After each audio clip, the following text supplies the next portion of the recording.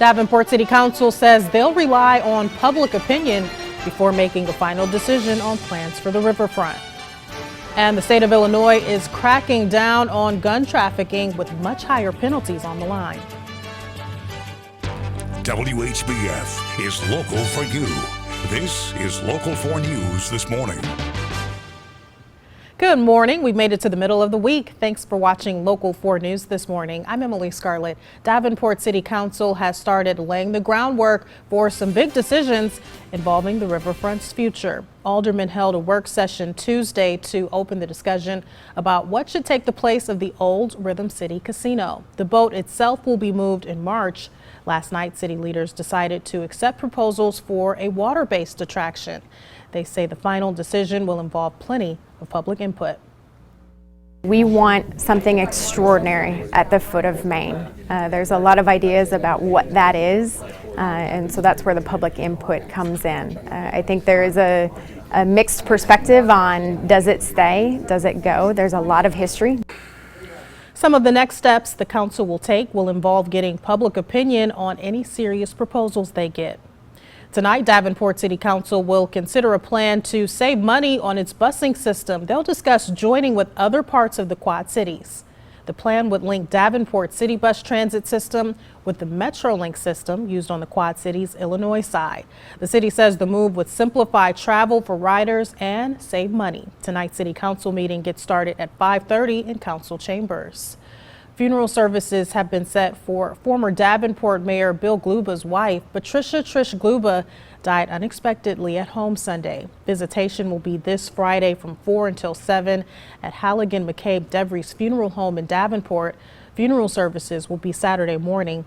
That's at 10 at Holy Family Catholic Church in Davenport. Patricia Gluba was 74 years old. This morning, rescue efforts are underway in central Italy after a 6.2 earthquake. At least 10 people are confirmed dead after dozens of buildings collapsed overnight. As Tina Kraus reports, that death toll is expected to rise. Rescue teams pulled quake victims from the rubble as daybreak began to show the devastation in Amatrice. Frantic residents and emergency workers used buckets, bulldozers, even their hands to dig through the debris. The U.S. Geological Survey says the magnitude 6.2 earthquake struck at 3:30 in the morning while most Italians were asleep. Several aftershocks followed. The hardest hit towns and villages are in the mountains of central Italy, about 100 miles northeast of Rome. The mayor of one hard hit town said a family of 4 was trapped under a collapsed building with no signs of life, while the mayor of Amatrice said, quote, "The town isn't here anymore." He made a plea for more help to clear the streets and rescue the injured. The office of Italy's prime minister tweeted out, "Heavy equipment is on the way." This family dog was pulled from a small space carved in one collapsed home. Rescuers are still digging, hoping to find survivors. Tina Kraus, CBS News, London. And more rain is expected today in parts of Louisiana already hit hard by devastating floods. At least 13 deaths have been attributed to that flooding. Yesterday, President Obama toured affected areas for the first time. He promised more help for thousands of people who lost their homes. The number of people who have registered for emergency assistance now stands at more than 115,000. That number is expected to rise. The LeClaire Civic Club is sponsoring a flood relief campaign for people in Louisiana. They're collecting items like cleaning supplies, bottled water, and non-perishable foods. You can drop donations off at Black Hawk Bank and Trust locations on both the Illinois and Iowa side during normal business hours. You can also bring items to the LeClaire Civic Club's location on Cody Road. There's a GoFundMe set up if you'd like to make monetary donations online.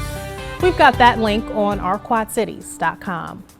Hillary Clinton's campaign is pushing back against a new report casting a shadow over her time at the State Department. The report, published Tuesday by the Associated Press, claims more than half of the people outside of government that Clinton met during her tenure as Secretary of State donated money to her family's fundraising foundation, that is. Donald Trump seized on the news as evidence of the Democratic nominee's so-called pay-to-play politics. Illinois Governor Bruce Browner signed legislation Tuesday that cracks down on gun trafficking in the state. It dramatically increases penalties for people caught bringing guns into Illinois illegally. First-time offenders can now get up to 20 years in prison. Repeat offenders could get as much as 30 years. The law takes effect immediately after passing with almost unanimous support in both the House and Senate. And in Iowa, a judge has denied a request to stop construction on the Bakken pipeline. Property owners want to block the Dakota Access Pipeline project. They asked the judge to put construction on hold until a lawsuit over the use of eminent domain is decided on. The judge says they first have to take up the issue with the Iowa Utility Board. That board has agreed to hear their case tomorrow morning. Summer break is officially over for thousands of students here in the Quad Cities. Yesterday was the start of a new school year for the Davenport, Bettendorf, and Moline districts. Each school has its own way to welcome the kids, and students at Washington Elementary in Moline will see more technology this year. For our fifth graders, we have our Lead Moline initiative, which all fifth graders will be getting their own Chromebook that they can use at school and take home.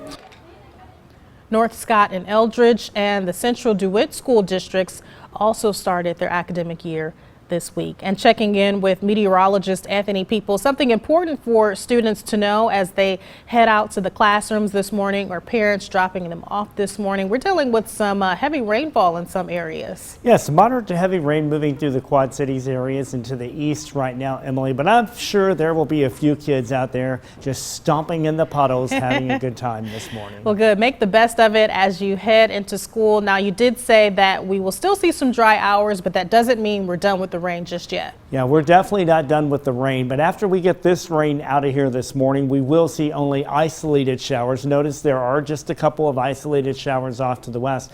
But let's take you on a few radar stops because we have some moderate to heavy rain in and around the Quad Cities. The heaviest is now moving off to the northeast around Princeton and LeClaire and over toward Geneseo and Cambridge. This extends off toward Sterling and Rock Falls and Dixon, and the moderate to heavy rain across Joe Davies County will continue for at least another hour here. And to the south, moderate to heavy rain from Kewanee to Galva, and that's heading into eastern Knox County and Stark County this morning. Here's the last 6 hours of satellite radar.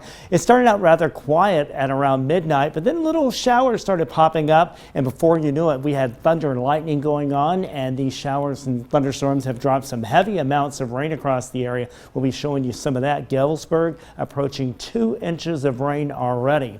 73 degrees right now in the Quad Cities, north-northwest wind at 3 miles per hour. So as kids head off to school this morning, scattered storms, temperatures right around 70 degrees or so. Then we'll get into a break this afternoon with warm and humid conditions, temperatures around 83. We hit 82 yesterday, so we'll be near that again today.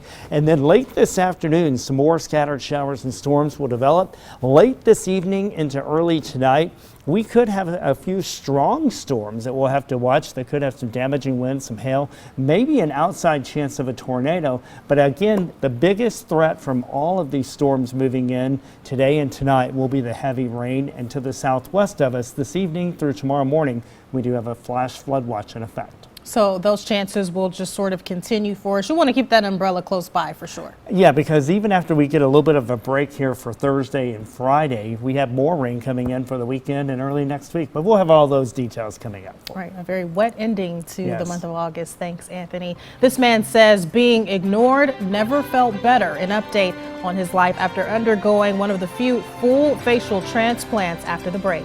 Not this man. Not this Stay man. with us. The time now is 6:10. You're watching Local 4 News this morning. WHBF is local for you with Emily Scarlett and meteorologist Anthony Peoples.